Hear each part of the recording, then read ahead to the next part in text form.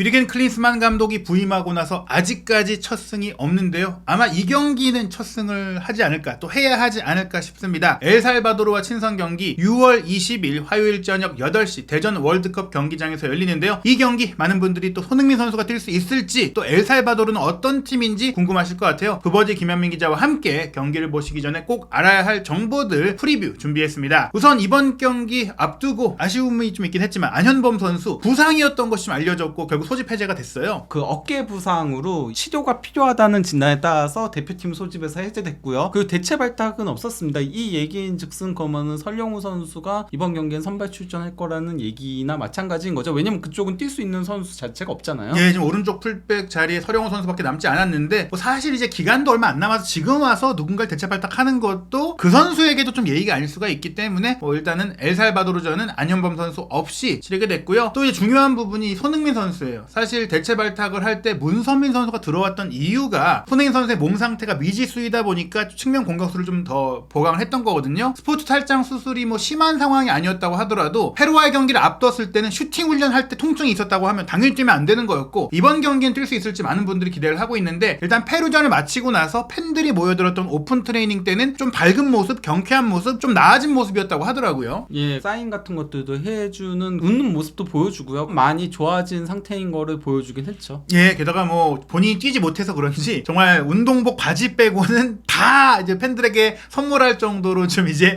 뭔가 보답하고 싶은 모습을 보이고, 솔직히 본인은 지금도 뛰고 싶어 한다고 해요. 예. 근데 이제 중요한 거는 몸 상태니까 그렇죠. 제가 봤을 때는 개인적으로 엘살바도르전 선발 출전은 어렵지 않을까. 저는 그리고 엘살바도르전은 사실 손흥민 선수 없이도 이겨야 되는 경기라고 생각을 해요. 예, 왜냐면은 상대팀의 레벨이 최근에 한국 대표팀이 경기를 치른 팀들 중에서 가장 떨어진다라고 할 수 있거든요. 예, 사실 이제 손흥민 선수가 후반 조금이라도 뛸 수 있는 가능성까지 배제할 수는 없겠지만 기본적으로는 선발 출전 어렵다고 생각이 들고요. 아마 이제 그러니까 손흥민 선수가 투입이 된다면은 그거는 사실상 팬 서비스 차원에 그렇죠. 가깝겠죠. 왜냐면은 대전에서도 그렇게 대표팀 경기가 많이 열리는 게 아니다 보니까 부산에선 정말 오랜만이었고요. 그래서 이제 손흥민 선수도 사실 전국에 있는 다른 팬들 같은 경우 직접 얼굴 뵐 기회가 많지가 않잖아요. 그래서 출전 의지를 상당히 불태운 걸로 알려져 있습니다. 예, 그렇기 때문에 손흥민 선수의 출전 여부는 뭐 당일에 또 가봐야지 알 수 있을 것 같고, 이 엘살바도르는 그럼 어떤 팀이냐? 저희가 이제 대표팀 경기 할 때마다 역대 전적을 각 연령별 팀까지 소개해드리는데 그 어떤 연령별 팀과 A매치 모두 없었다. 즉 이번이 첫 만남인데, 엘살바도르가 사실은 축구계에서 옛날 전쟁을 뭐 벌이기도 했던 그 나라긴 하지만 그렇죠, 예. 그렇게 족적 있는 팀은 아니에요. 그러다 보니까 이제 뭐 이 팀 자체가 월드컵에 참가한 게 딱 두 번밖에 없어요. 1970년과 1982년 예, 두 번밖에 없는 데다가 또 이제 현재 그 피파 랭킹도 75위로 상당히 밑에 있는 팀이라고 할 수 있죠. 예, 그리고 이제 월드컵에 참가했던 그 두 경기 전적은 6전 전패입니다. 예. 뭐 세계적인 약체고 북중미에서도 약체인데요. 다만 이제 2026년 월드컵이 미국, 멕시코, 캐나다에서 공동 개최가 되면서 또 48개국이 나가니까 엘살바도르도 조금 북중미 예선을 통과하고자 하는 의지들은 좀 있어서 최근에는 조금 이제 좋아졌다, 뭐 이런 얘기들이 있긴 해요. 아, 별로 안 좋아요. 최근에도. 예. 예. 일단은 그 감독이 우고 페레스인 건데요. 우고 페레스는 어떤 인물이냐면요. 선수로 굉장히 유명해요. 집안 자체가 4대째 축구 가문이라고 봐도 무방한데, 우고 페레스의 할아버지, 그리고 우고 페레스의 아버지가 모두 엘살바도르 최고 명문 구단인 CD 파스에서 축구 선수 활약을 했고요. 아들인 헤르손 페레스 역시도 2022년 12월까지 엘살바도르 20세 이하 대표팀 감독직을 수행을 했어요. 아빠는 성인 대표팀 감독이고 아들이 20세 이하 대표팀 감독. 정말 축구에 미친 가족인 것 같습니다. 예, 그리고 조카인 요슈아 페레스도 현 엘살바도르 대표팀 측면 공격수입니다. 거의 엘살바도르를 이끌어가는 축구 가문이네요. 예, 근데 이제 그 우고 페레스 같은 경우는 11살에 온 가족이 이제 미국으로 이주를 해서 시민권을 획득을 했는데요. 그리고 이제 미국 대표팀 공격형 미드필더로 A매치 76경기에 출전해가지고 13골을 기록한 바가 있습니다. 이분이 엘살바도르 분은 맞지만 이제 선수의 커리어에서 대표팀은 미국 대표 선수로 보냈다. 네, 그러면서 미국 대표에서도 나름 매우 유명한 유명한 인물이라고 할 수 있는데요. 예. 실제 그 1984년 LA 올림픽과 그리고 또 이제 1994년 자국에서 열린 미국 월드컵, 이때가 이제 미국이 오랜만에 월드컵에 다시 복귀했던 거였잖아요. 예. 그때 참가를 했어요. 아, 그럼 미국에서도 그냥 뛴 게 아니라 거의 약간 레전드 수준 아니냐. 네, 그리고 1991년에는 심지어 미국 올해의 선수까지 수상을 했었습니다. 예. 그리고 이제 미국, 프랑스, 스웨덴 등에서 축구 선수 활약하다가 선수 경력 마지막에 이제 부친과 할아버지의 팀이었던 CD 파스에서 선수 경력 마지막을 보내고 은퇴를 했고요. 이후에는 이제 그 샌프란시스코 유니버시티 돈스, 그러니까 그 대학교 팀 수석 코치를 맡았었고, 그리고 이제 캘리포니아 빅토리, 여기가 미국 3부 리거든요. 거기 수석 코치직을 수행하다가 미국 15세 이하 대표팀 감독을 맡았어요. 그리고 엘살바도르 대표팀 수석 코치와 엘살바도르 23세 이하 대표팀 감독을 수행하다가 2021년 4월부터 엘살바도르 성인 대표팀 감독직을 수행하고 있습니다. 예, 뭐 거의 엘살바도르가 선임할 수 있는 가장 풍부한 경험을 갖춘 인물이다라고 볼 수 있겠는데, 막상 이제 대표팀 감독으로 성적은 뭐 그렇게 좋지 않은 것 같아요. 처음 부임했을 때 굉장히 좋았어요. 4연승으로 시작을 했고요. 그 버지니아 제도하고의 경기는 7대0 대승을 거두기도 했고, 그러면서 4연승으로 시작을 하고 5경기 무패로 시작을 했었다가요. 초반 첫 13경기에선 6승 4무 3패인데 심지어 온드라스하고 비기고, 미국하고 비기고, 코스타리카하고 비기고 상당히 좋았어요. 그러다가 이게 어떤 의미에선 코로나가 조금 영향을 끼친 것 같긴 한데, 휴식기가 생기고 그러면서 흔들리기 시작을 했고, 이후 24경기에서는 3승 5무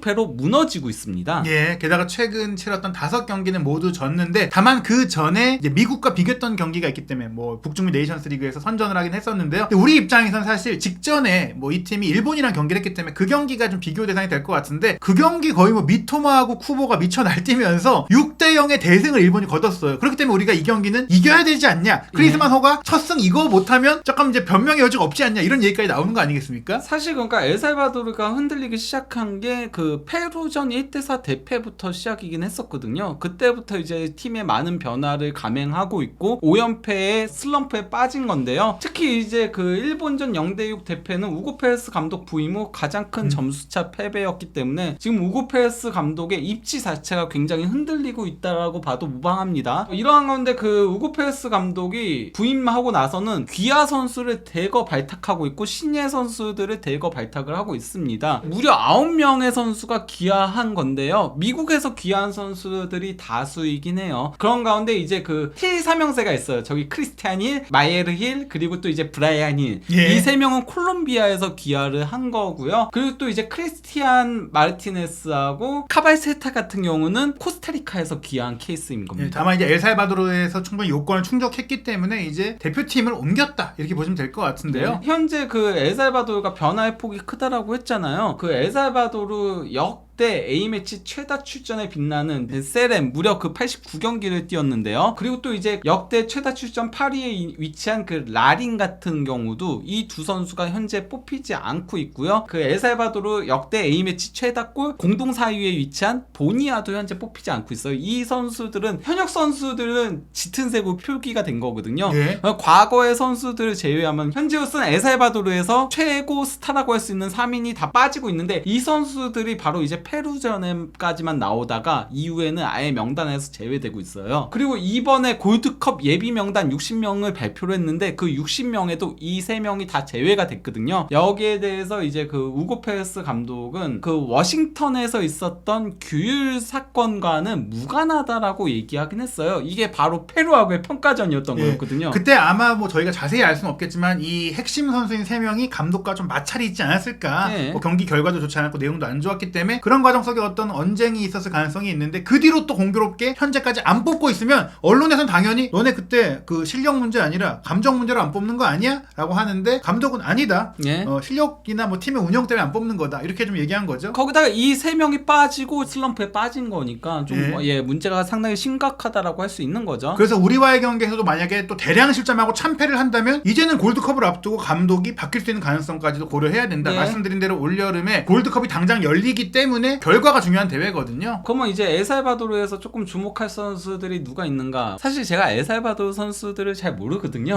예, 알 수가 없기 때문에 그냥 조금 특이한 이력들의 선수들을 조금 소개를 시켜드리려고 하는데요. 일단 힐 삼형제가 있어요. 부치는 크리스티안 힐 모스케라도 콜롬비아랑 파스에서 선수 경력의 마지막을 보냈고 그것 때문에 이제 삼형제가 전부 다 귀화를 할 수 있었던 케이스인 건데요. 일단 그 첫째인 크리스티안 힐 같은 경우는 현재 파스에서 부친의 뒤를 이어서 뛰고 있고요. 둘째인 브라이안 힐 후르타도는 콜롬비아 리그에서 뛰고 있고 또 이제 막내인 마이에르 힐도 콜롬비아 리그에서 뛰고 있는데요. 특히 그 둘째와 셋째는 전부 다 이제 콜롬비아 연령대별 대표팀에서도 뛴 경력이 있습니다. 특히 이제 가장 능력을 인정받는 선수가 힐 후르타도인 건데 둘째인 미국전과 그리고 일본전에 전부 다 선발 출전을 했고요. 그리고 이제 첫째인 크리스티안 힐과 막내인 마이에르 힐은 해당 경기들에 교체 출전을 했는데요. 현재 크리스티안 힐이 A매치 13경기를 뛰었고요. 브라이안 힐이 가장 늦게 이제 귀화를 해가지고 A매치 2경기 그리고 마이에르 힐이 A매치 3경기를 뛰었습니다. 네, 셋 다 공격수고요. 예. 그리고 또 이제 요슈아 페레스 이 선수 같은 경우는 우고 페레스의 조카라고 했죠. 그리고 엘살바도르 선수들 중에서는 3부 리그라고 하더라도 유일한 유럽 리그 선수입니다. 예. 세리에 C 구단인 몬테바르키에서 뛰고 있는 중인 건데요. 예, 뭐 스페인의 하브리그에서도 활동을 했었고 뭐 그래도 나름 유럽에서 뭔가 경력을 만들기 위해 노력 중인 선수라고 할 수 있겠네요. 이비사 섬에서 많이 놀았을 것 같아요.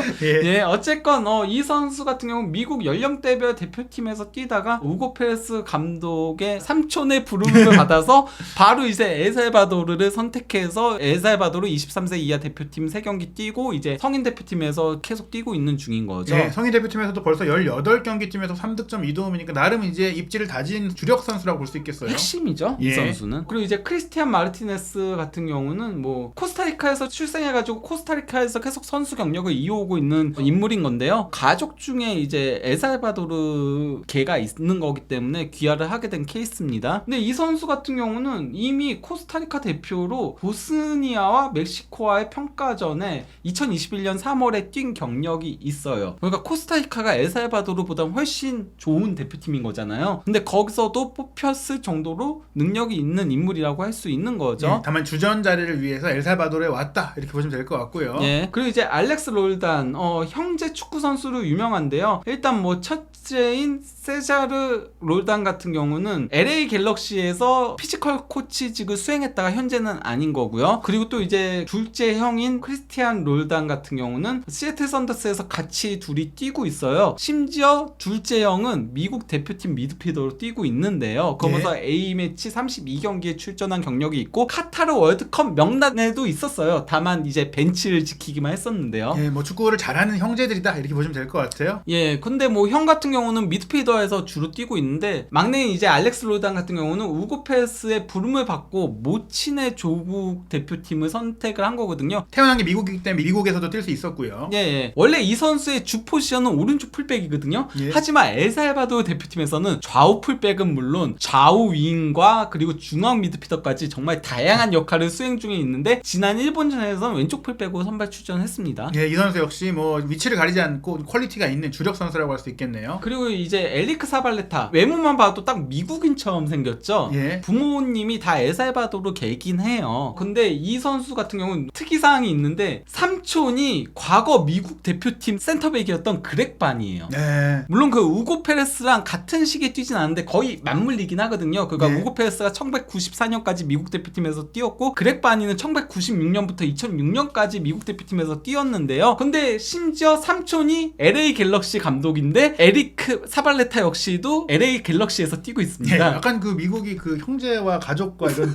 혈연으로 선수를 많이 뽑는 건지. 그 엘살바도르가 좀 혈연으로 많이 엮여 있다라고 할 수 있죠. 예. 미국 연령대별 대표팀에서 뛰다가 우고 페레스 감독의 아마도 이제 바니한테 좀 부탁을 했겠죠. 예. 야, 네 조카 우리 대표팀에 좀 보내. 이래서 기아에서 무려 A매치 22경기에 출전해서 이 골을 넣고 있습니다. 예, 사실 뭐 미국에서 더 잘했다면 미국 대표팀까지 갔겠지만 역시 이 선수도 잠재력은 있었지만 또 미국에 워낙 그 경쟁이 치열하고 유망주가 많잖아요. 네. 주전으로 뛰기 위해 엘살바도르에 왔다고 보면 될 것 같으니까 어찌 보면 약간 미국 2군이다 뭐 이렇게 3군 뭐 이 정도로 볼 수 있는 엘살바도르라고 할 수 있겠는데요. 크리스만 감독이 첫 승을 좀 달성을 해야 되는데 사실 뭐 지난 3월 A매치 때도 이 4-4-2를 좀 써봤고 이번 그 페루전도 4-4-2를 썼다가 전반전에 내용이 너무 안 좋아서 후반전에 4-2-3-1로 바꿨잖아요. 네. 이번 엘살바도르전은 어떻게 좀 운영할 것으로 전망되나요? 저는 그 손흥민 선수가 선발 출전하냐 아니냐에 따라서 조금 바뀌지 않을까 싶어요. 손흥민 선수가 선발 출전한다면은 다시 한번 손흥민 프리롤의 4-4-2를 실험을 해볼 걸로 보이고요. 예. 손흥민 선수가 선발 출전하지 않는다면은 결국은 그냥 4-2-3-1로 가게 되지 않을까 싶긴 해요. 왜냐면 클린스만 감독도 이제는 1승이 필요하거든요. 그렇죠. 이 경기까지도 결과를 받지 못한다면 내용을 떠나서 좀 사실 심해요. 엘살바도르를 홈에서 못 이긴다? 이건 변명의 여지가 없기 때문에 손흥민 선수가 뛴다면 말씀드린 대로 제가 봤을 땐 조규성 선수가 앞에서 좀 이제 좀 비벼주고 그 뒤에서 손흥민 선수가 풍부하게 움직이고 이재성, 이강인이 좁혀 들어오면서 플레이를 할 수가 있는데 만약 손흥민 선수가 없다. 그 상황에서 이강인의 프리롤로 놓기보다는 아마 지난 페루전 후반전과 같은 운영을 기대할 수가 있겠고요. 네. 미드필드 구성도 일단은 뭐 이번 경기는 원두재 선수가